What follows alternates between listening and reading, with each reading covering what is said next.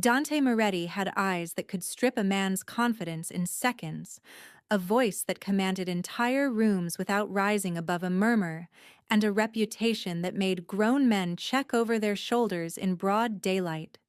He owned half of Chicago's most profitable businesses, the legitimate ones at least, and controlled the other half through channels the IRS would never find. But for 18 months, he had walked past Maya Santos every single day without truly seeing her.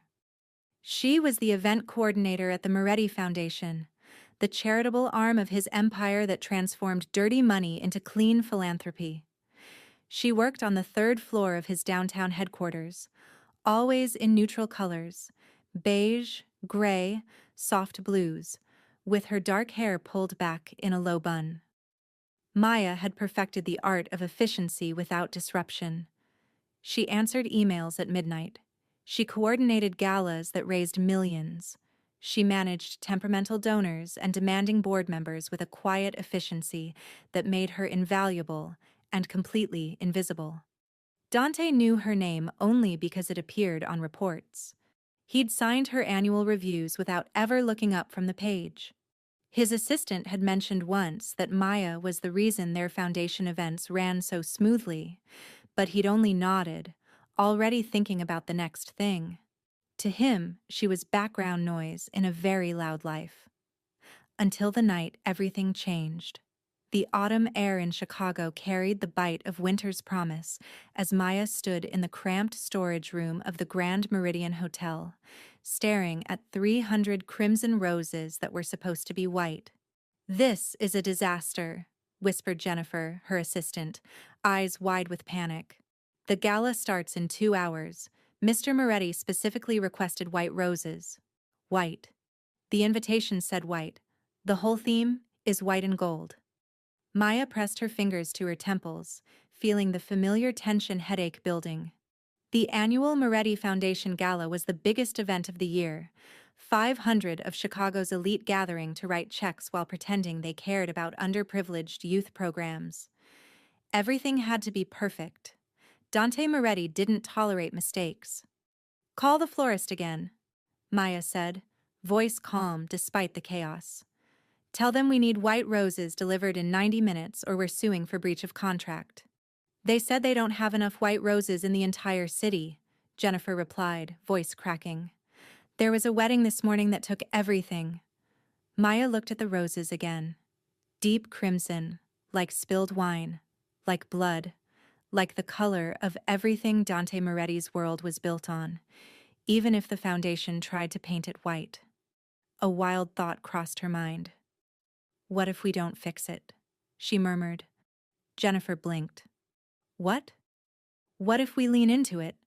Maya said, mind racing. "Red and gold instead of white and gold. Passion instead of purity. We change the narrative." "But Mr.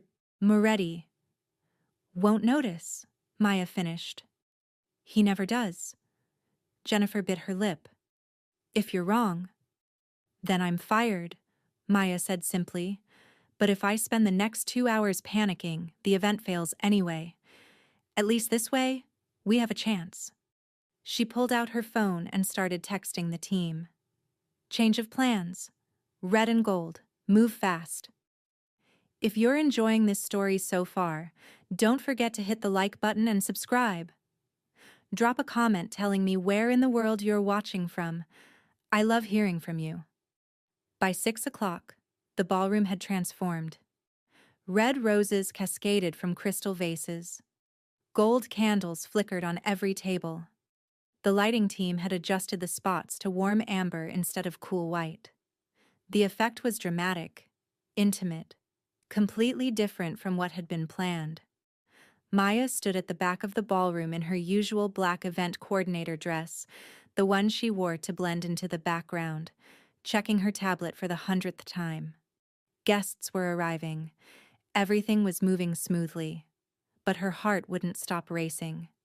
Because Dante Moretti would walk through those doors any minute, and for the first time in 18 months, she was terrified he might actually notice her work. Dante's driver pulled up to the Grand Meridian at exactly 7 o'clock. Punctuality wasn't a preference, it was a weapon. People who made him wait learned quickly not to do it again. He stepped out of the black Mercedes, buttoning his Tom Ford jacket, barely glancing at the valets who scrambled to attention. His head of security, Marco, fell into step beside him. "Donor list?" Dante asked. "Sent to your phone," Marco replied. 3 senators, 2 judges, the police commissioner, the usual crowd. "Any problems?" "1. Victor Constantine is here." Dante's jaw tightened almost imperceptibly. Victor ran the Russian operations on the north side, a rival who'd been pushing boundaries lately, testing limits. "He donated?" Dante asked. 50,000. Bought a table." Dante smiled, cold and calculated. "Then he wants something. Find out what." They entered through the main doors, and immediately something felt different. The ballroom was wrong. Not bad wrong. Just different. The colors were deeper, richer. Red instead of the white he'd approved. The lighting warmer. The whole atmosphere shifted from sterile elegance to something almost dangerous. For the first time in years, Dante actually looked at his own event. "Who changed the design?" he asked quietly. Marco checked his phone. "Event coordinator, Maya Santos." The name registered dimly. "The quiet one?" "Yes, sir." Dante's eyes swept the room, searching for her, though he wasn't sure why. He'd signed off on white roses. He distinctly remembered the proposal. So why had she changed it? People approached immediately, hands extended, smiles wide. Dante shifted into his public persona, charming, composed, exactly what they expected. He shook hands with the police commissioner, accepted congratulations from a state senator, listened to a donor's wife talk about her yacht with practiced patience, but part of his attention kept drifting to the question, why red? Maya watched from her position near the kitchen entrance as Dante worked the room. She'd seen him at events before, always from a distance, but tonight something made her unable to look away. He moved like power itself had learned to walk. Every gesture was controlled. Every smile was calculated. He touched elbows, not shoulders. He listened more than he spoke, and when he did speak, people leaned in like he was sharing the secrets of the universe. "He's looking at the flowers," Jennifer whispered beside her. Maya's stomach dropped. "What?" "He keeps glancing at them." "Oh God, Maya, what if he hates it?" Before Maya could answer, her phone buzzed. A text from an unknown number. "Event coordinator. My office. 10 minutes." Her blood went cold. "I have to go," she said. "Where?" "To get fired." She handed Jennifer the tablet with the event timeline and walked toward the private wing of the hotel where Dante kept a suite for exactly these kinds of meetings, the ones that couldn't happen in public. Her heels clicked against the marble floor. Her heart hammered against her ribs. 18 months of perfect invisibility, destroyed by a florist's mistake and her own impulsive decision. She knocked on the suite door. "Come in," his voice called. Maya stepped inside.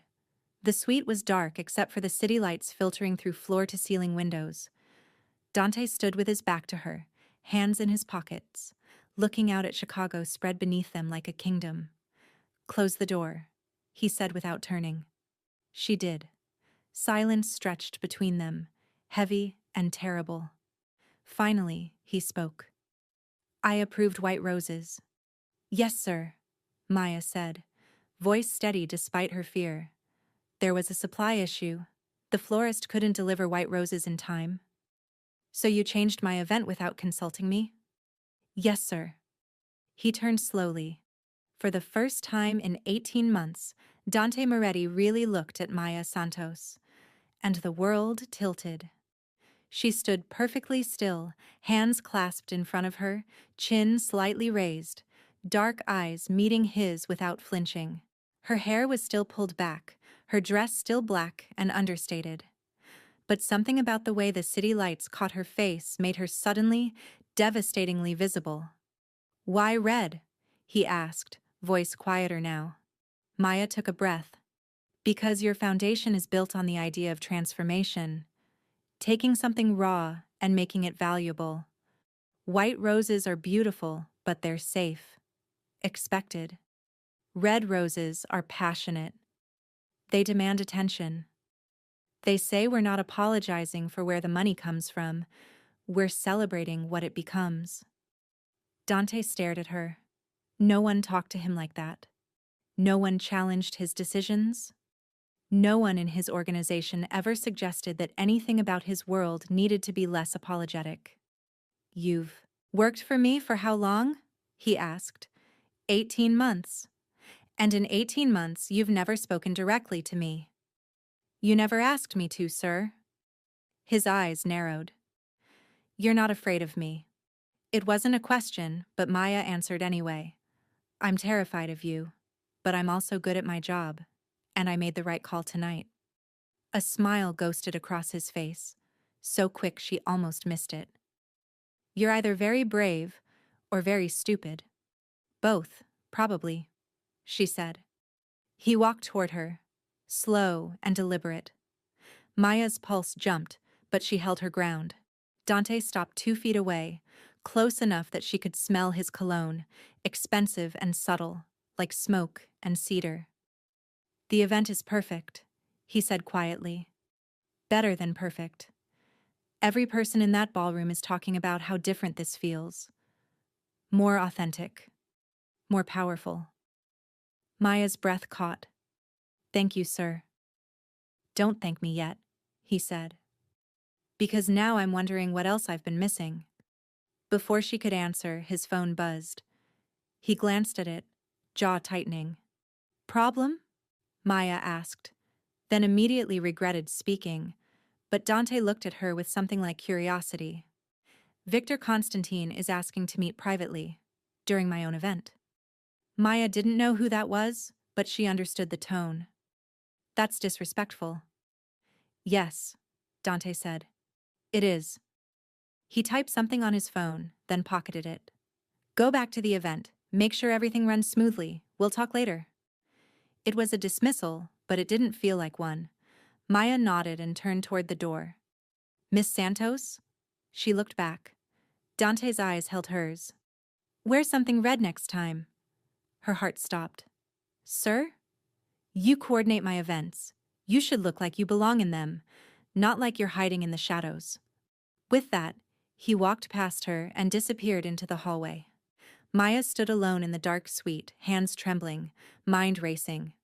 For 18 months, she'd been invisible. In 10 minutes, everything had changed. The gala continued without incident. Speeches were given. Checks were written. By 10 o'clock, the ballroom had thinned to just the lingering donors who wanted one last conversation with Dante Moretti.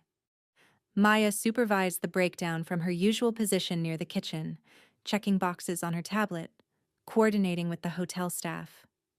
Jennifer had stopped panicking and started celebrating, texting Maya updates about how many people had complimented the design. But Maya couldn't shake the feeling of Dante's eyes on her, the way he'd said wear something red, like it was a command. Like he expected to see her again. Miss Santos? She turned. Marco stood behind her, expression unreadable. Mr. Moretti would like you to join him for a late drink. Upstairs. Private bar. Maya's stomach flipped. Now? Now! She glanced at Jennifer, who mouthed, "Oh my God," with wide eyes. Okay, Maya said. Lead the way.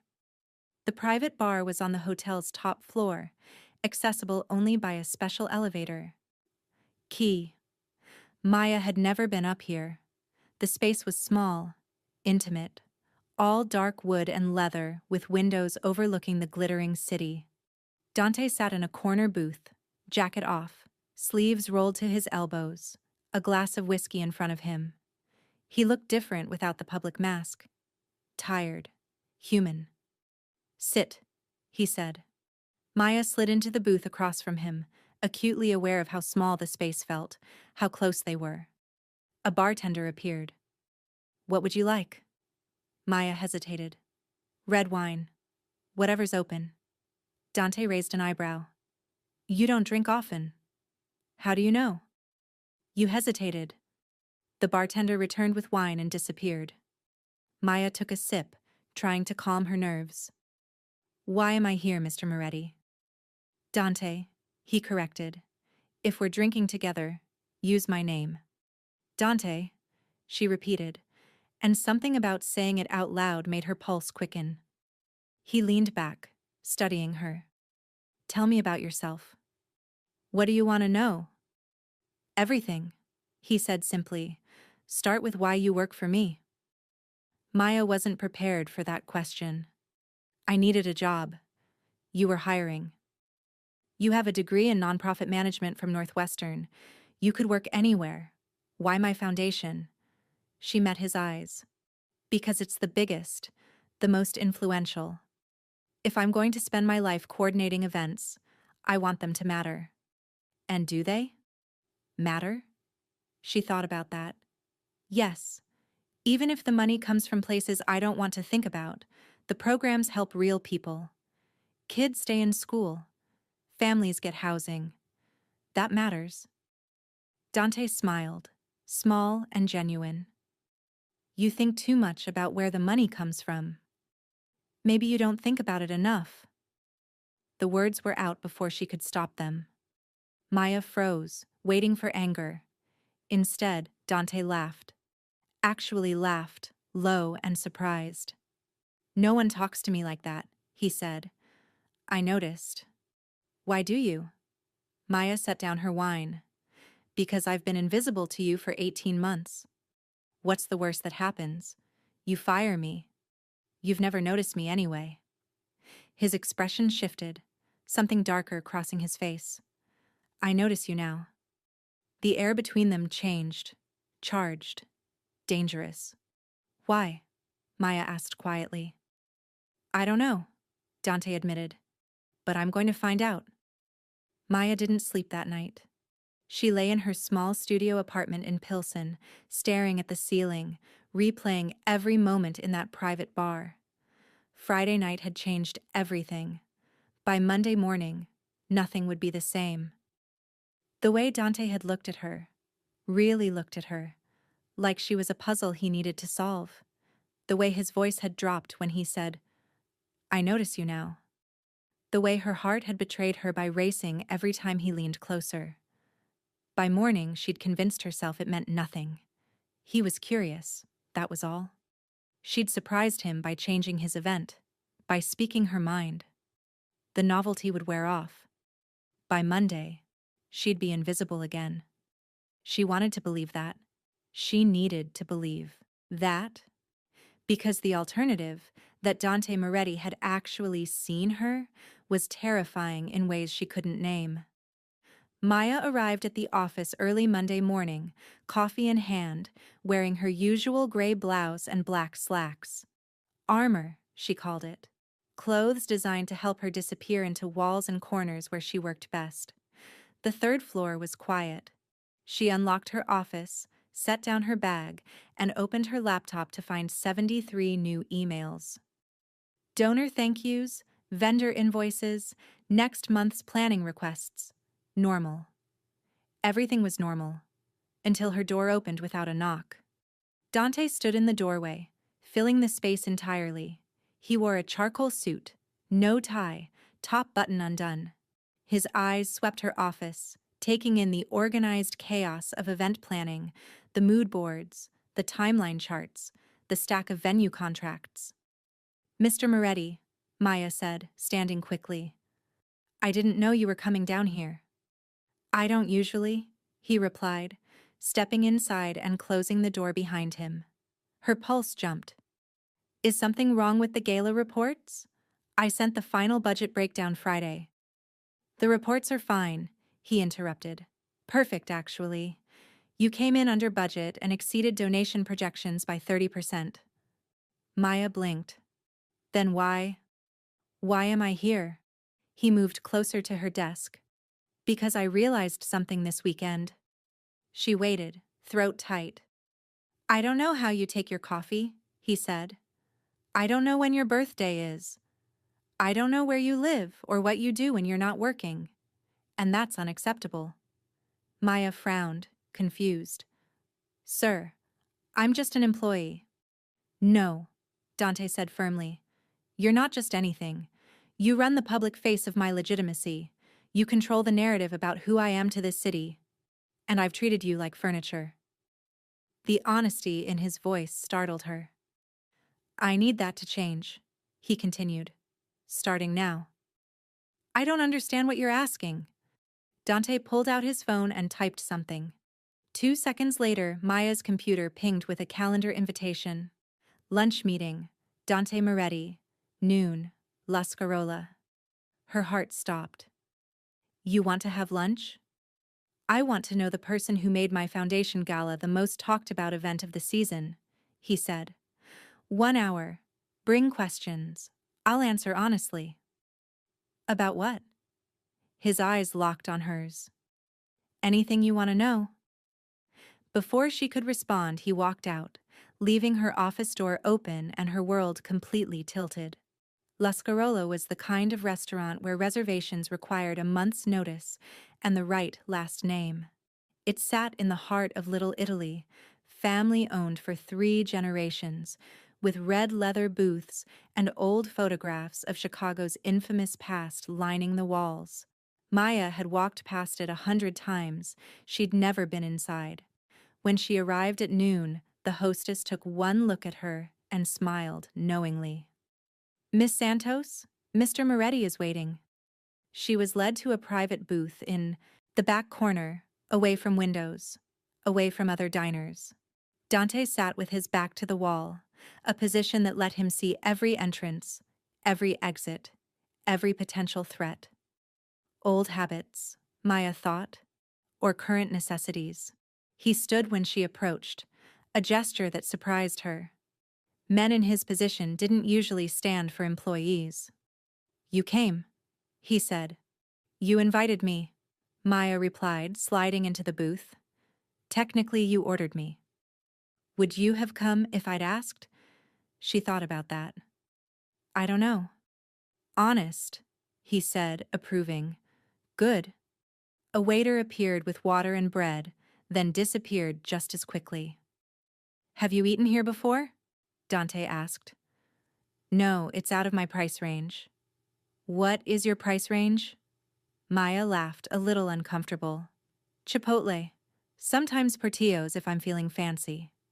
Something flickered in his expression. Not pity, but awareness. He lived in a different world, and he knew it. Order anything, he said. It's on me. This is a business lunch, Maya said carefully. The foundation should cover it. It's not a business lunch. Her pulse quickened. Then what is it? Dante leaned forward, forearms on the table. It's me trying to understand why you've been hiding. I haven't been hiding. Yes, you have. For 18 months, you've made yourself invisible. Why? Maya looked down at the menu, buying time. The question cut too close to truths she didn't share. It's easier, she said finally. Men in positions of power notice women for the wrong reasons. If I'm invisible, I'm safe. I can do my job without complications. Dante's jaw tightened. Someone hurt you. It wasn't a question. Maya's hand stilled on the menu. That's not what we're discussing. It is now. She looked up, meeting his eyes. You said I could ask questions. You didn't say you could interrogate me. Fair, he conceded. Ask me something then. Anything. Maya set down the menu. If they were doing this, really doing this, she might as well start with the truth. Why do you care? She asked quietly. You've ignored me for 18 months. Why does it matter now? Dante was silent for a long moment. The restaurant hummed around them, conversations and clinking silverware and the distant sound of kitchen chaos. Because I saw you in that red light, he said finally. And I realized I'd been walking past something extraordinary without ever looking down. Her breath caught. I don't do that, he continued. I don't miss details.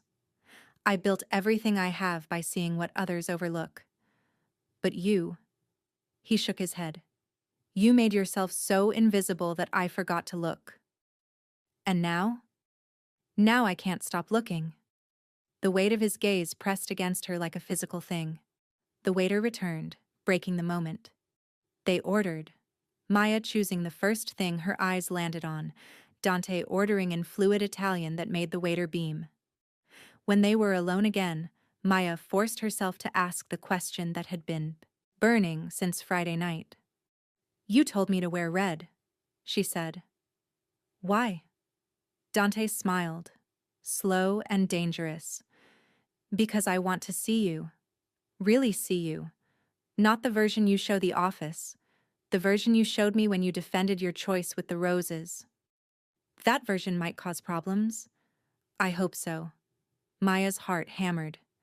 Mr. Moretti. Dante. Dante, she corrected, and the intimacy of his name on her tongue made her shiver. I work for you. There are lines. Lines exist to be redrawn, he said simply. Not these lines. Why not? Because I can't afford to lose this job. Because you're dangerous. Because I've spent my whole life learning not to trust powerful men. She said none of that. Instead, she said, because when this ends, I still need to work here, and I can't do that if everyone thinks I slept my way into your attention. Dante's expression darkened. Anyone who says that will regret it. You can't control what people think. Watch me. The food arrived. Fresh pasta, house-made bread, wine. Maya didn't order, but Dante poured anyway. They ate in complicated silence for a few minutes. Then Dante spoke again, voice quieter. What happened? With the man who made you want to be invisible? Maya set down her fork. Why does that matter? Because I need to know what I'm working against. You're not working against anything. This isn't... She stopped, searching for words. This isn't going to be anything. You sound like you're trying to convince yourself. He was right. She hated that he was right. Maya took a long drink of wine, then decided if he wanted honesty, she'd give it to him.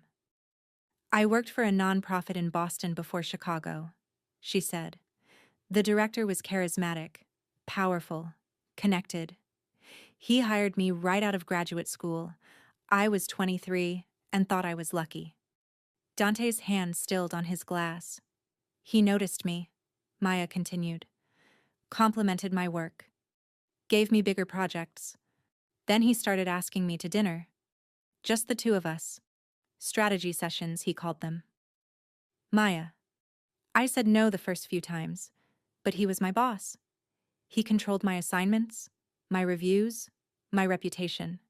So eventually, I said yes. The words tasted like ash. It started small. A hand on my back that lasted too long. Comments about my appearance during meetings.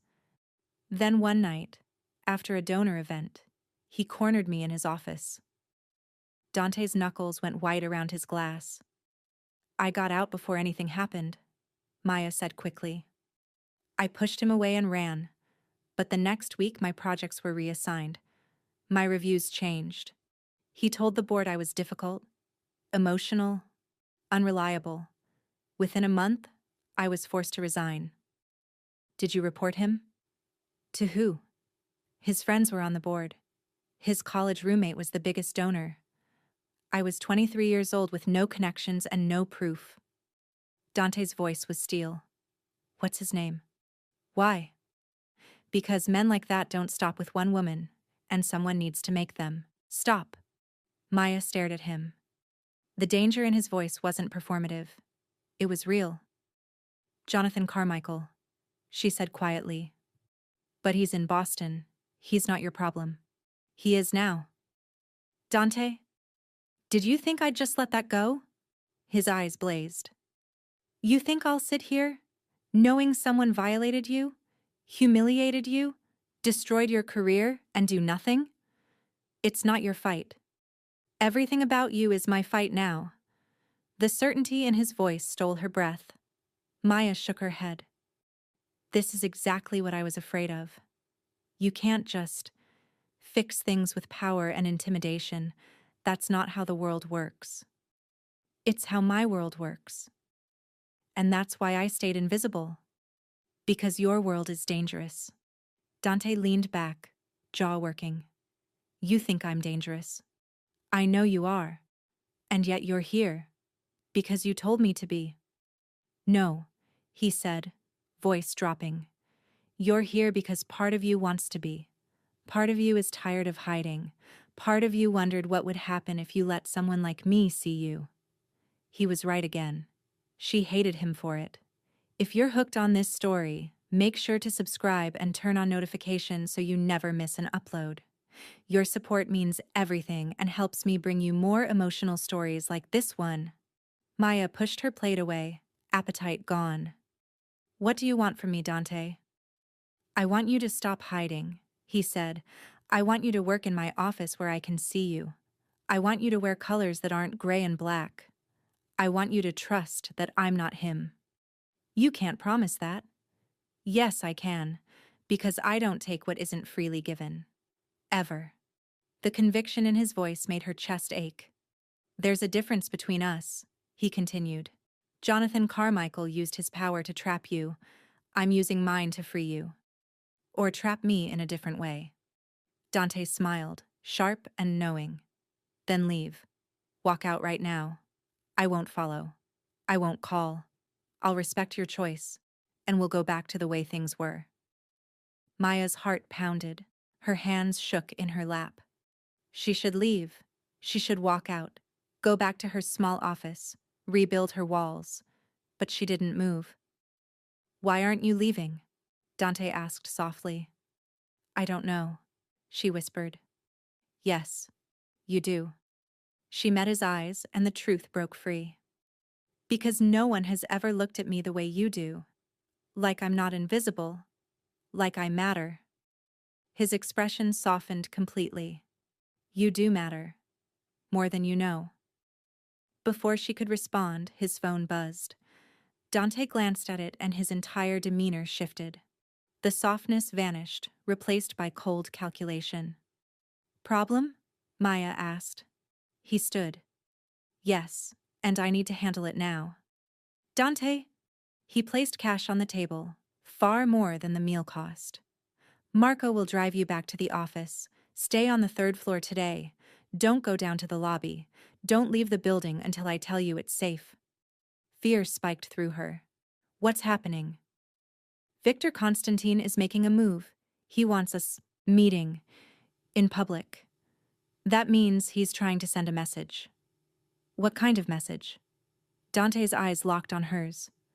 The kind that involves hurting people I care about to prove he can. The implication hung between them. I haven't done anything. You had lunch with me. In his world, that's enough. Maya's blood went cold. So what do I do? You stay safe. You trust me. And you let me handle this. He walked out before she could argue. Marco appeared seconds later, professional and silent, escorting her to a black SUV idling outside. The drive back to the office was tense. Maya stared out the window, watching Chicago blur past, and realized with sickening clarity that invisibility wasn't safety anymore. Dante Moretti had seen her, and now everyone else was looking too. Maya spent the afternoon trapped in her office, door locked, blinds closed. Jennifer texted 3 times asking if she was okay. Maya lied and said she was fine, just buried in work. The truth was far more complicated. She pulled up her laptop and did something she'd avoided for 18 months. She researched Dante Moretti. Not the foundation. Not the legitimate businesses. The other side. Articles appeared. Allegations. Investigations that went nowhere. Connections to families with names that made prosecutors nervous. Photos of Dante at funerals for men who'd died violently. Rumors about territory disputes and enforcement and money laundering networks that touched 3 states. Nothing proven. Nothing actionable. But the pattern was clear.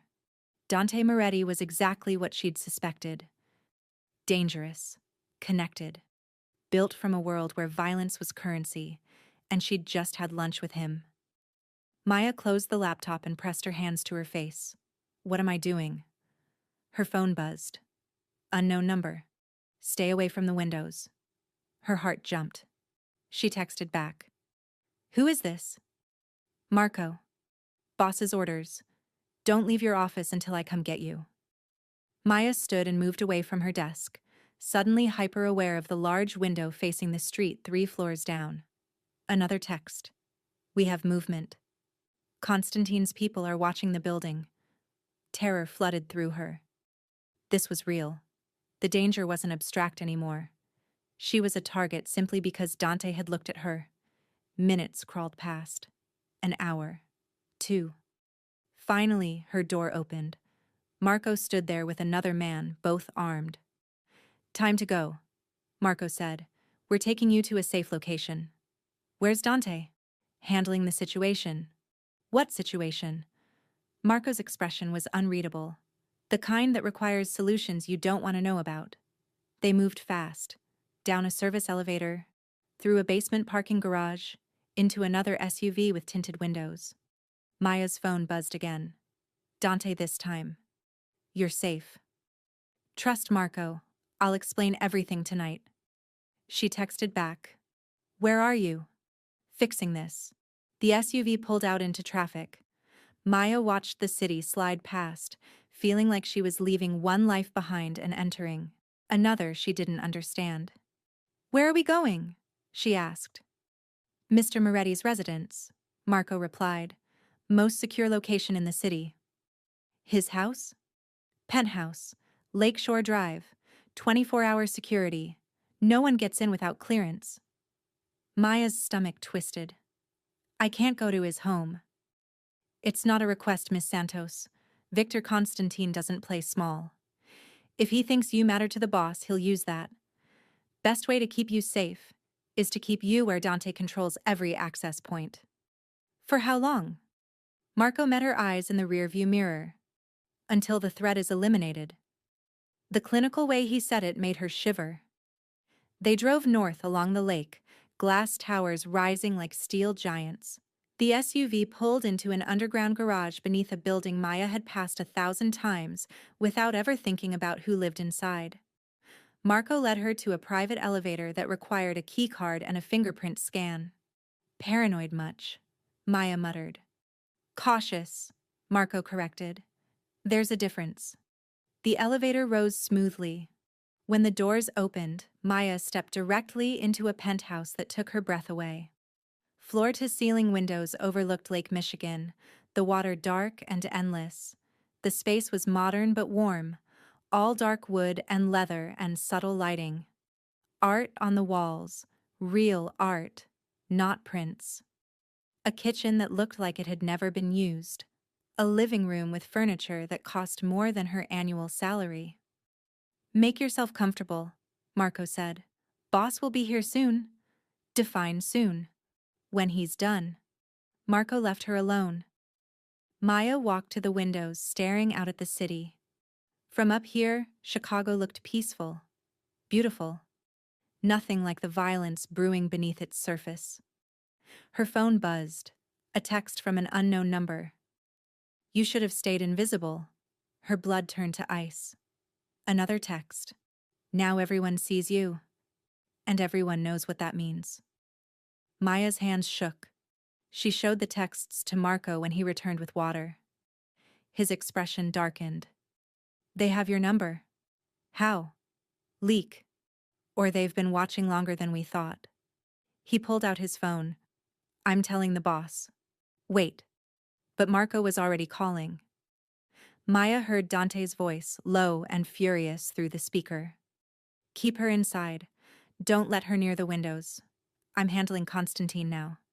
Boss, they threatened her directly. I know. That was their mistake. The call ended. Marco looked at Maya. He's coming. What's he going to do? What he does best, Marco said simply. Make people regret crossing him. Dante arrived 2 hours later. Maya heard the elevator before she saw him. When he walked in, she noticed everything at once: the tension in his shoulders, the cut on his knuckles, the cold fury still burning in his eyes. He'd hurt someone. Maybe worse. "Are you okay?" he asked, crossing the room to her immediately. "Am I okay?" Maya's voice rose. "Dante, someone just threatened me. Someone knows my number. Someone is watching me because of you." "I know." "You know? That's all you have to say?" He grabbed her gently by the shoulders, forcing her to meet his eyes. "Listen to me. Victor Constantine made a move today. He threatened you to get to me. That was his last mistake." "What did you do?" "I made it clear that touching you means war. Not negotiations, not deals. War. And what does that solve? Now I'm a target forever." "No," Dante said firmly. "Now you're protected. There's a difference. Victor thought you were a weakness. I just taught him you're a line in the sand." Maya shook her head, overwhelmed. "I didn't ask for this." "I know."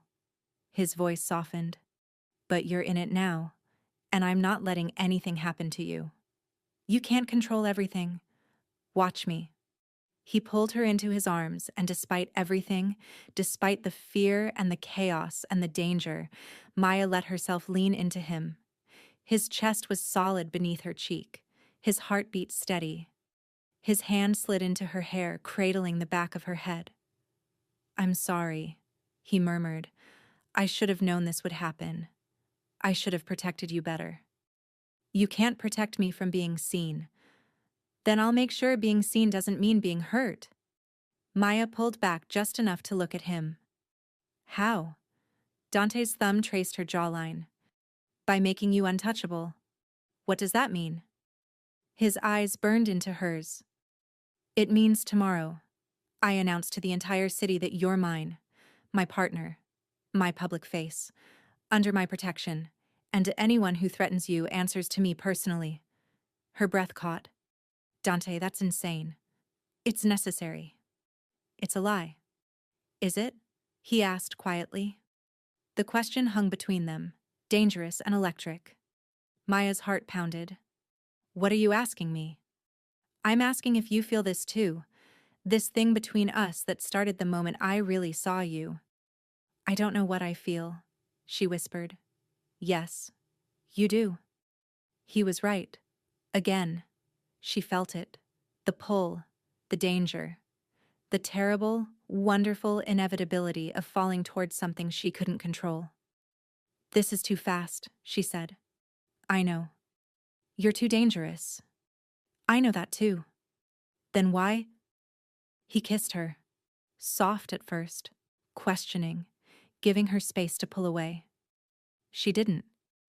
Instead, she rose on her toes, wrapped her arms around his neck, and kissed him back with 18 months of invisibility breaking apart into something raw and real. Dante's hand slid to her waist, pulling her closer. The kiss deepened, became desperate, became everything they'd been fighting since that night in the private bar. When they finally broke apart, both breathing hard, Dante rested his forehead against hers. "You're not invisible anymore," he whispered. "Not to me, not to anyone, and I'm not apologizing for that." Maya's eyes stung with tears she didn't want to shed. "What if I can't do this? What if I'm not strong enough for your world?" "You changed my entire gala in 2 hours and made it better," he said. "You stood up to me when no one else does. You survived a man who tried to destroy you and built yourself back up. You're stronger than you think. And if something happens, if Victor comes after me again?" Dante's expression turned deadly. "Then he learns why people fear my name." The certainty in his voice should have terrified her. Instead, it made her feel safe. Maya took a shaky breath. "Okay." "Okay, what?" "Okay, I'll try. This. Whatever this is." Dante smiled, and for the first time since she'd met him, it reached his eyes. "Then tomorrow, We make it official. How? There's a charity event. Mayor's office. Every important person in Chicago will be there. He touched her cheek gently. And you're coming as my partner. Wearing red. Maya's heart jumped. Dante, trust me, he said. I'm going to show this city that Maya Santos isn't just my event coordinator. She's the woman who matters to me, and anyone who forgets that will regret it. Maya didn't go home that night, or the next. For 3 days, she stayed at Dante's penthouse while he worked to neutralize the threat. Dante insisted it wasn't safe, and for once, she didn't argue. Marco retrieved clothes from her apartment while she stood in Dante's penthouse, staring at the city lights and wondering how her life had transformed so completely in 72 hours. From invisible to protected. From ignored to claimed. From safe to dangerously, terrifyingly alive.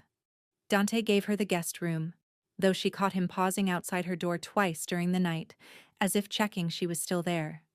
Still real. Still choosing to stay. By morning, Maya had made a decision. If she was going to do this, really do this, she wouldn't do it halfway. She wouldn't be the frightened woman hiding in gray clothes and low buns. If Dante wanted the world to see her, then she'd give them something worth seeing. At 8 in the morning, she walked into the kitchen where Dante sat with coffee and a tablet, already working. He looked up, and something shifted in his expression when he saw her. She'd left her hair down, loose waves falling past her shoulders. She wore jeans and a simple white shirt.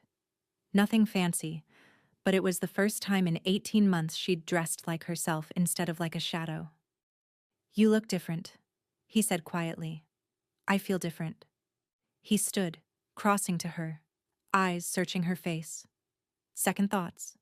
About 100, Maya admitted. But I'm still here. Dante smiled, real and warm. Good, because I have something for you. He handed her a sleek black box. Inside was a phone, brand new, encrypted. Your old number is compromised, he explained. This one is secure. Only people I approve have access. Maya took the phone, feeling the weight of what it represented. Control. Protection. A cage made of safety. There's something else, Dante said, pulling out a small velvet box. Her heart stopped. Dante, it's not what you think. He opened it, revealing a delicate necklace, with a small charm, a key. In my world, certain symbols mean something. This key tells people you have access to me, to my protection, to my resources. It tells them I belong to you, Maya said quietly. It tells them you matter to me, he corrected. There's a difference. She let him fasten it around her neck. The key rested just above her heart, warm from his fingers. Tonight is important, Dante said, hands still on her shoulders. The mayor's event isn't just fundraising. It's where Chicago's power players meet. Politicians, judges, business owners, family heads. Everyone will be watching. Watching you. Watching us, he corrected. Victor will be there. He'll want to see if I'm serious about protecting you. Maya's stomach tightened. And if he makes a move? He won't. Not publicly. But he'll test boundaries. Watch how I react.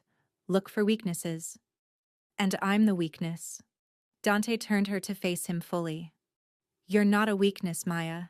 You're the reason I'm going to win. I don't understand.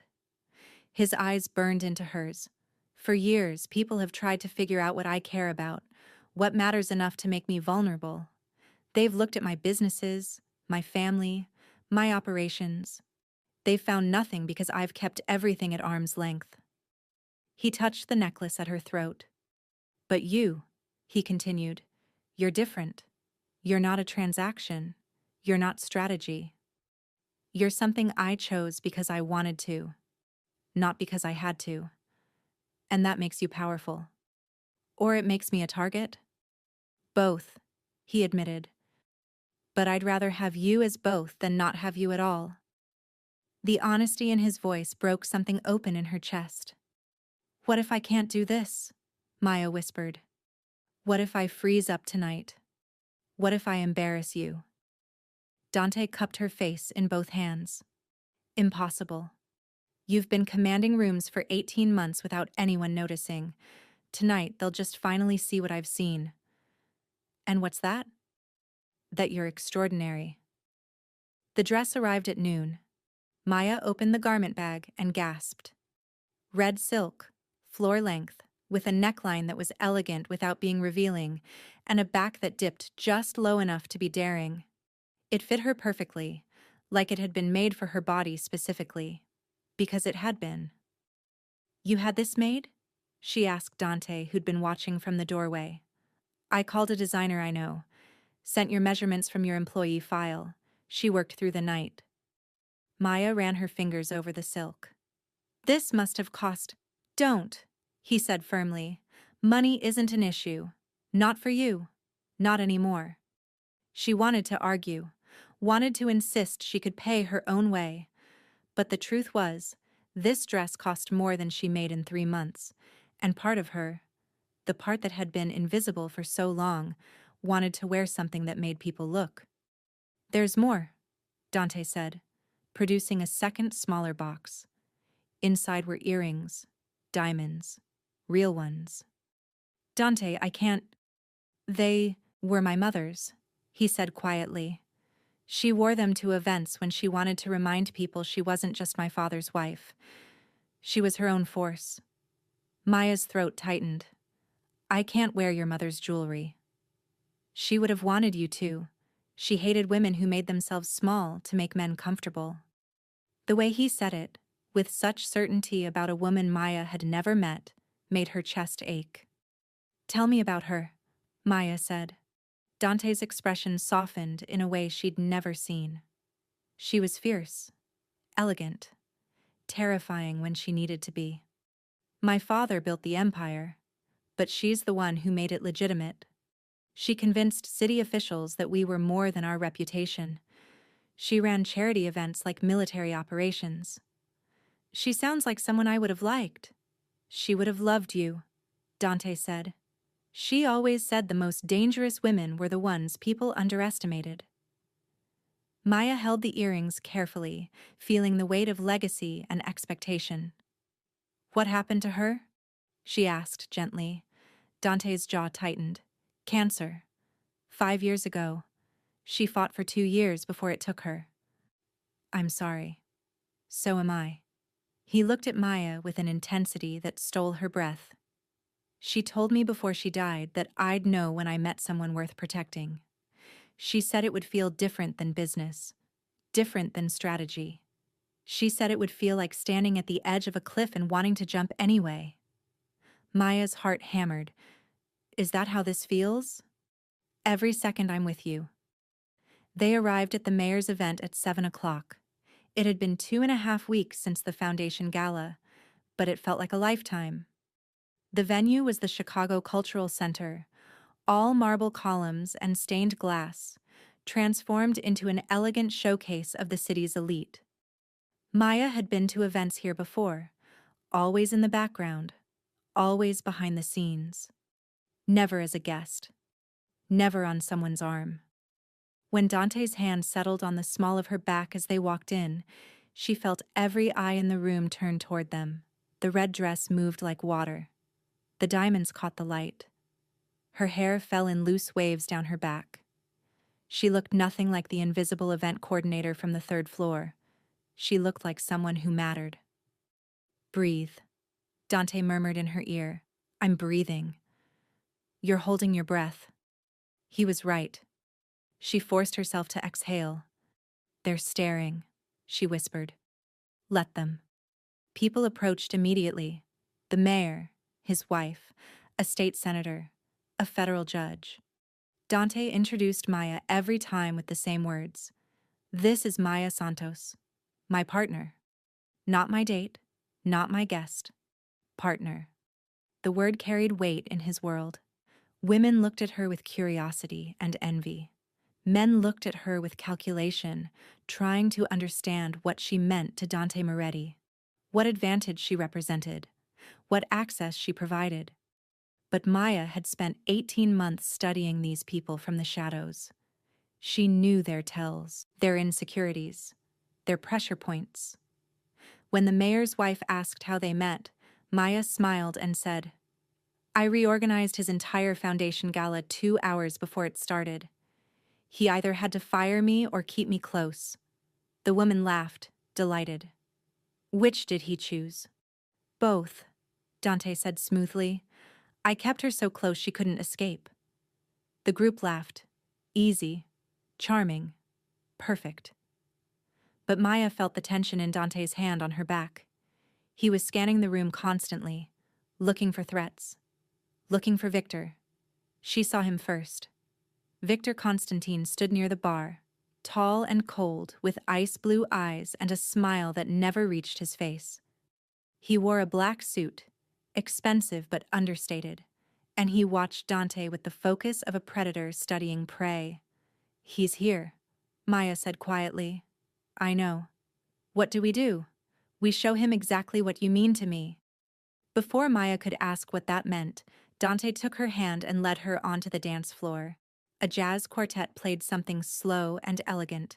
Couples swayed together, but Maya felt like everyone was watching only them. Dante pulled her close, one hand at her waist, the other holding hers.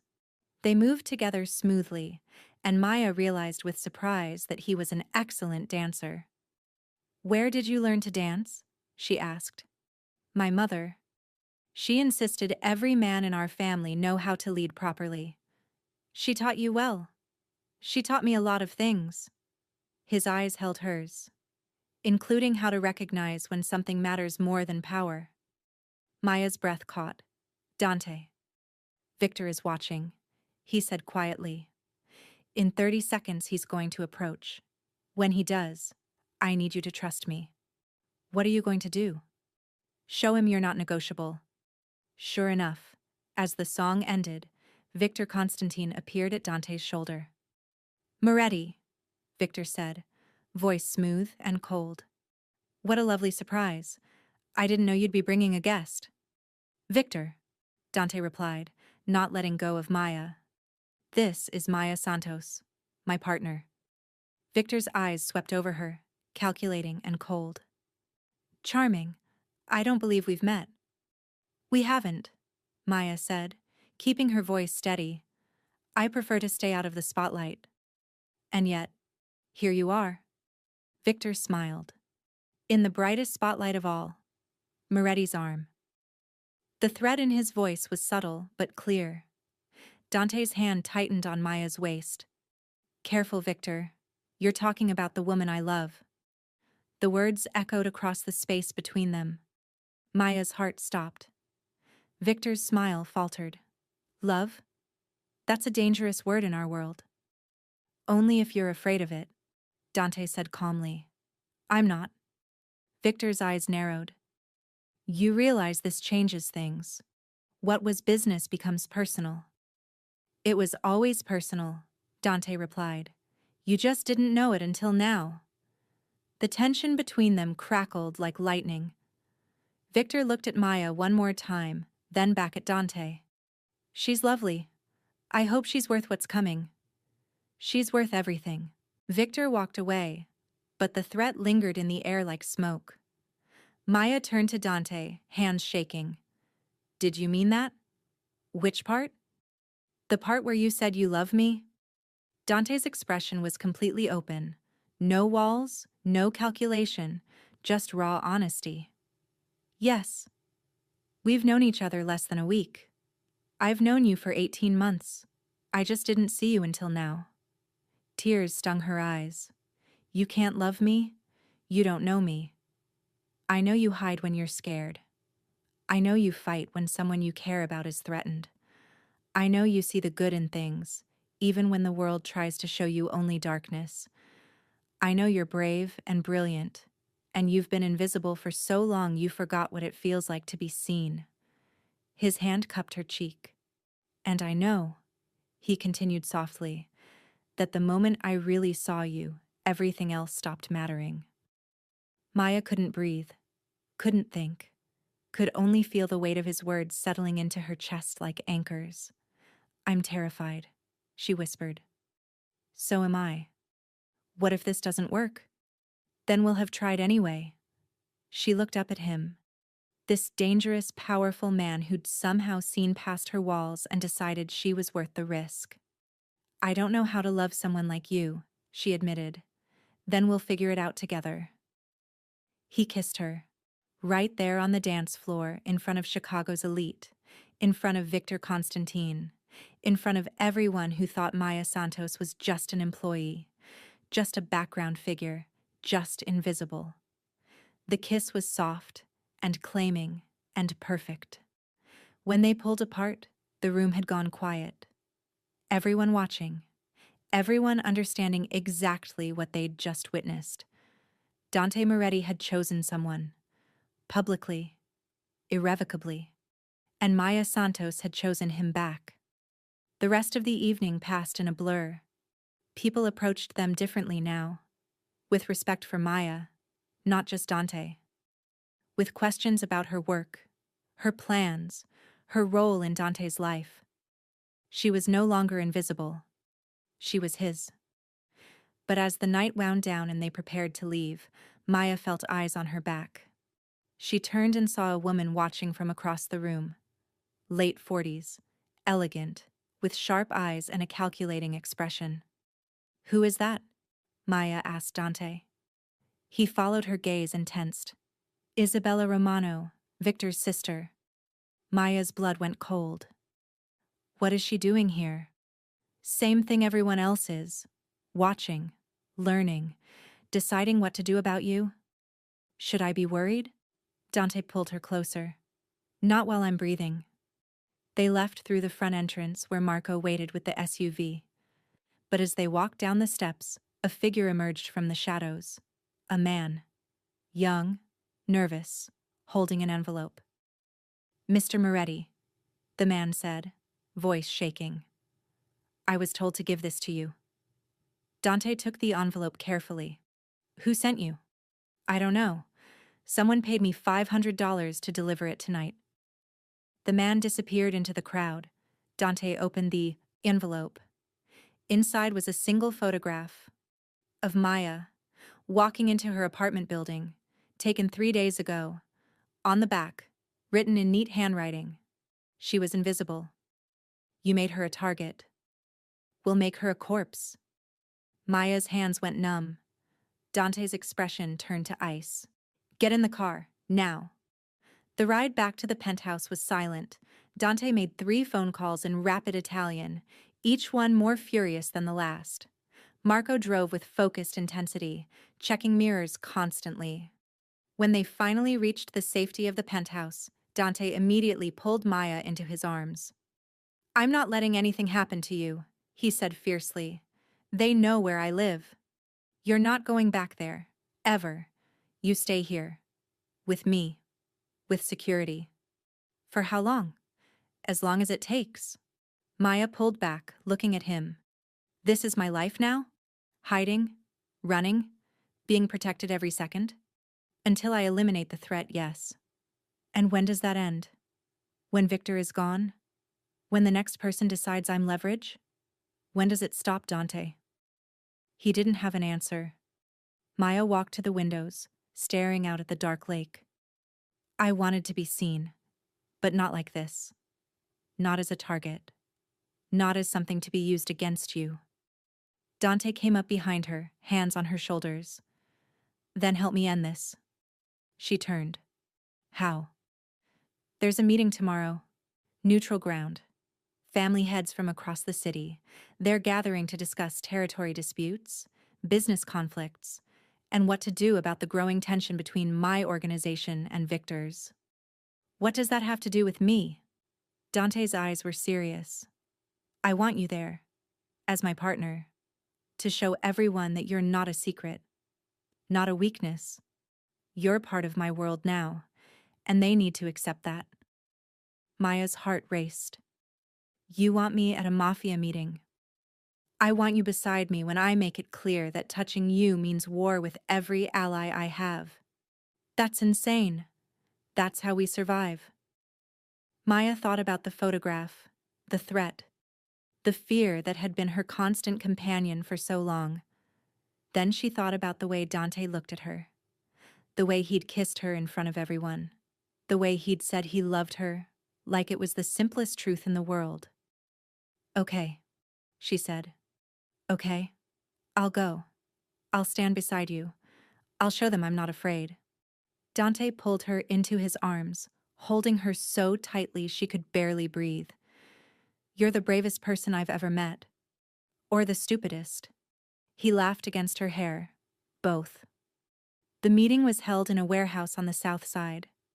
Neutral territory, swept for bugs, with enough exits that everyone felt safe and trapped at the same time. Maya wore black this time.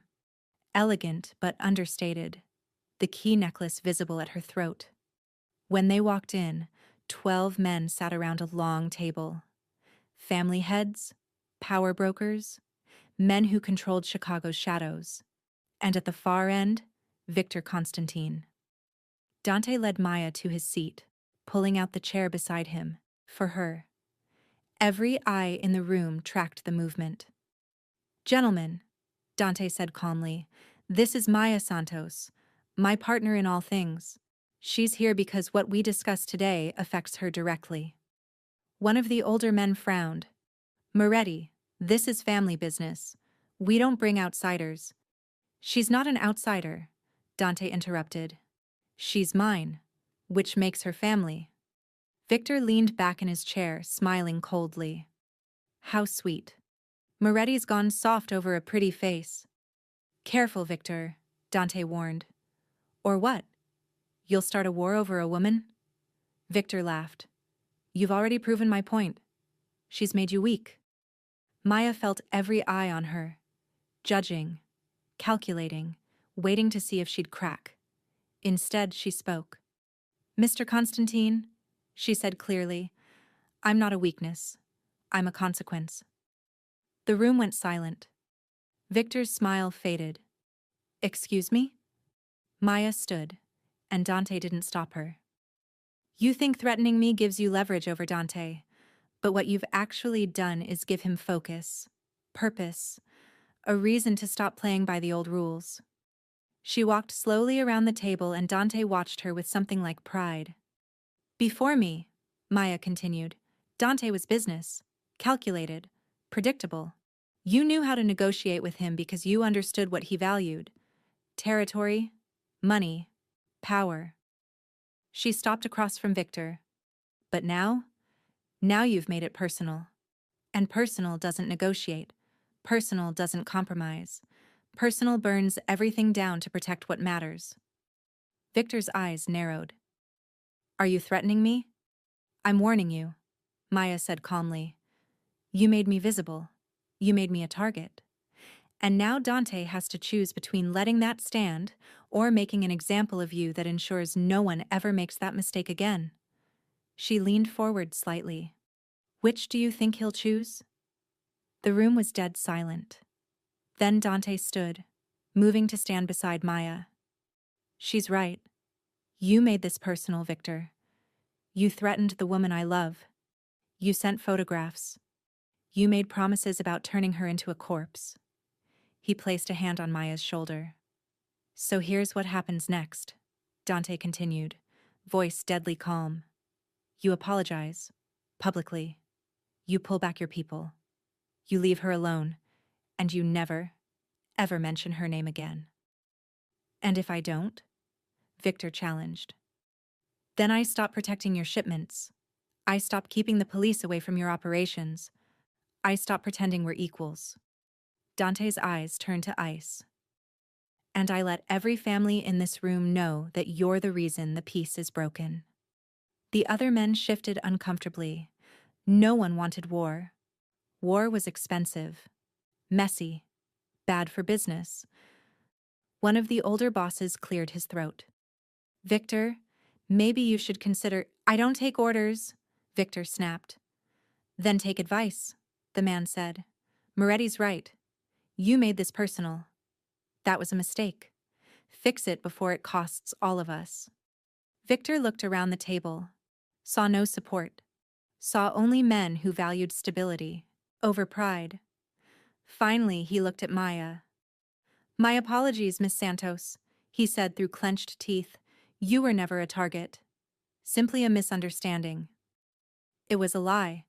Everyone knew it was a lie, but it was also surrender. Apology accepted, Maya said gracefully.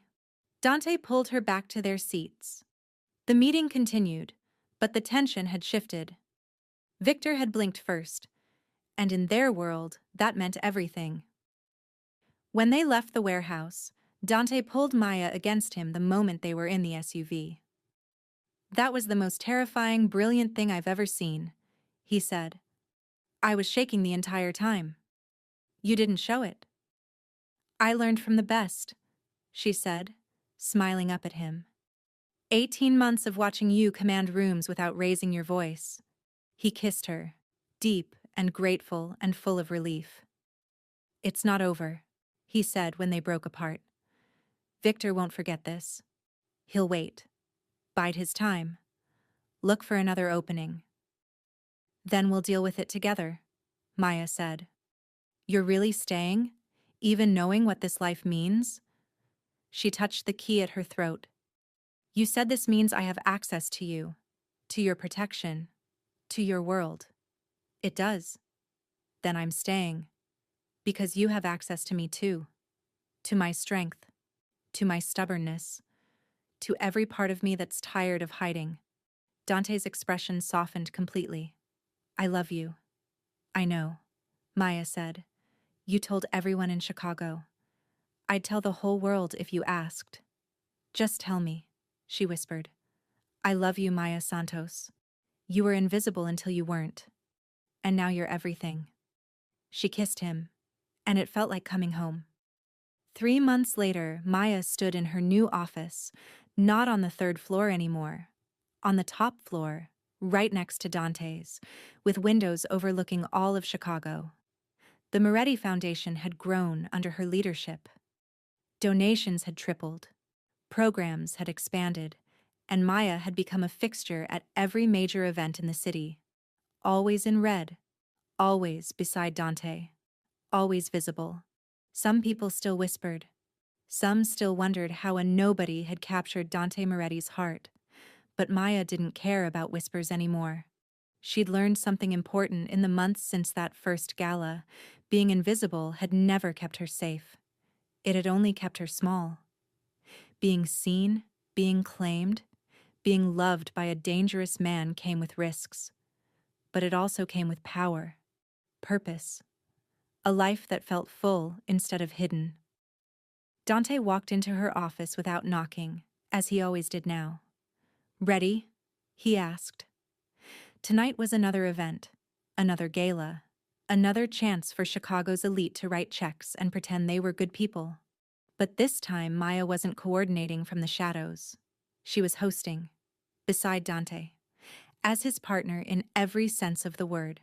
She wore red, always red now, the color that had changed everything. Ready, she said, taking his hand. They walked out together, and the city watched, and Maya Santos smiled. Because she'd been invisible for so long, she'd forgotten what it felt like to be seen. But now she remembered, and she was never hiding again. The end. Thank you so much for watching until the end. If you loved this story, check out the other videos on your screen now. I think you'll really enjoy them. And don't forget to subscribe if you haven't already. See you in the next story.